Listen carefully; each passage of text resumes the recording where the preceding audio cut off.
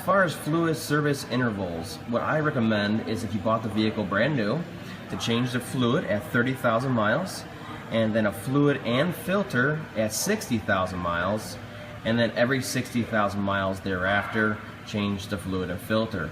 And the reason why is there's a lot of contamination inside of here in the first 30, 60,000 miles while the transmission internally breaks in, and then of course there's some wear and metal debris from the valve body breaking in.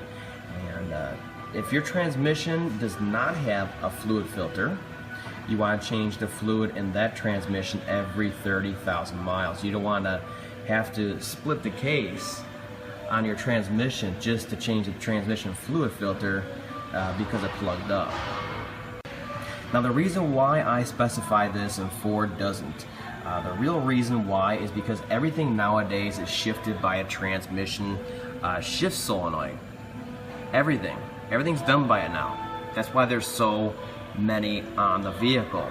Whereas back in the day we had a few solenoids, 1, 2, and a pressure control solenoid, and that's it.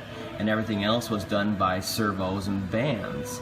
So these little solenoids and their electrical connectors up here where they plug in are very sensitive to any kind of metal contamination, and you'll see it'll get all stuck to the solenoid and then up into the connectors and cause erratic shifts and shutdowns of the transmission itself, erratic vehicle speed sensor signals, all kinds of stuff.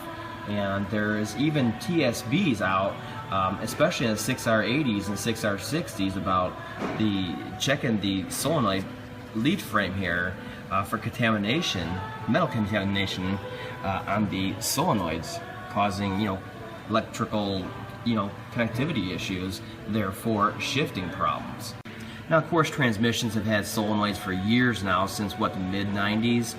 They were pretty much all electronic at that point, but those solenoids were not as sensitive and as accurate as these ones. And these ones are so accurate that there's actual numbers on them that we have to put into the scan tool to program the PCM or TCM with, so that it knows the exact characteristics of these solenoids, the ones that are actually shipped and being put in the transmission. That's how sensitive they are. So they won't just send you a batch of these and say, yeah, they're all the same. They know each one of these has their own characteristic, and they will give you a number laser etched in the case here, and you have to put it into the control module so it knows the characteristics. That's how sensitive they are. Here's a good example of all those solenoids that are in a 6R80. Look at all these puppies. So there's tons of solenoids on here, and these are the ones that are prone to, especially these ones are prone to the connector down here. Bulkhead connector, the lead frame, getting contamination from small metal shavings, very fine metal, and these solenoids don't work well. And as you can see, there's so many of them, so guess what? They do everything on the transmission now, so they need to work properly. And here's all those little numbers on them for their calibration of each one of them. Here's a good example of fluid on a 6R80 transmission, Mercon LV, 85,000 miles on it. It came in for a bulkhead connector, the usual leak. And you can see the rags on here, how dirty they are, especially this one. The fluid in here.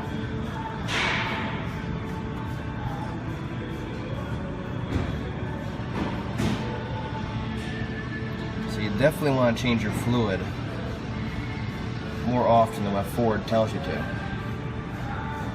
This isn't just discoloration, this is actual contamination of the fluid from breakdown and friction material.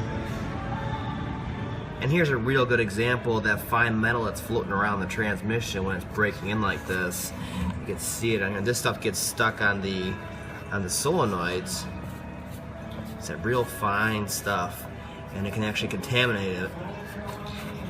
And that's why I say to change out the fluid as often as possible. This is only about 14,000 miles, but it's the initial 14,000 miles, so you can see there's a lot more initially.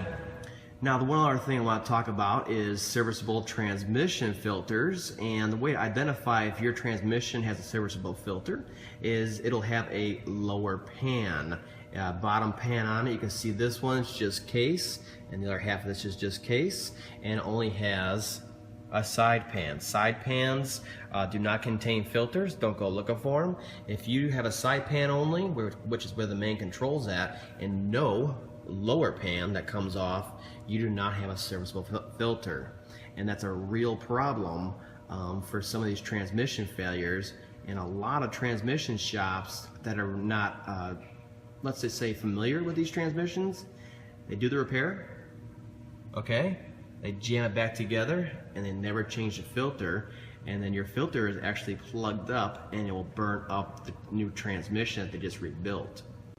Now this is very important, especially in the Ford Escapes. This style was on the Ford CD4E in the Ford Escapes, and those had torque converter issues, kind of like these new 13s and 14s are having, where they actually dissolve and put all that material from the torque converter clutch inside of the torque converter. They put it into the transmission, the filter does its job, and it sucks it all up and plugs up. So this is how the old one looks on here. You can see it's directly attached to the fluid pump on there. And here's the new one with the new pump, okay? And it goes down in this pocket right here in the transmission. So as you can see, you have to literally split the trans in half to service the filter. Now in Ford's defense, this filter is made for 150,000 miles, which they consider a lifetime on the vehicle. But once you have a failure, any kind of failure, like on this one, you must change that fluid filter. Now in my own personal vehicles, I had a 2001 Focus, and it's brand new. Always change the fluid level every 20-30,000 miles, Mercon V, and I sold it at 184,000 miles, and I never had a problem with that transmission. Those were very, problem-prone transmissions, very problem-prone, the 4F27E. I also have an 09 Escape currently, and it has a 6F35 in it. Another troublesome transmission, from shifting issues to center support issues to seal issues. There's a lot of problems with that one too, and I change the fluid on there whenever I can, whenever I get extras for doing trans jobs. Let's say it takes 6 quarts, and let's say it takes 5.5 quarts. Well, I get 6 quarts from parts, so I have the half quart left over, and it keeps adding up. So obviously I get free fluid all the time, so I always change out the fluid in there also, and that's got 147,000 miles on it. It shifts like a dream.